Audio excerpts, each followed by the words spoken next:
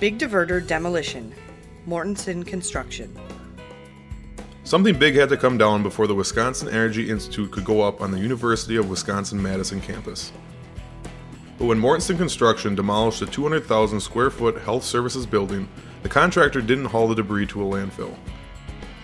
Instead, the project team, which included subcontractor Vite USA, worked with WasteCap Resource Solutions to find the best ways to recycle and divert.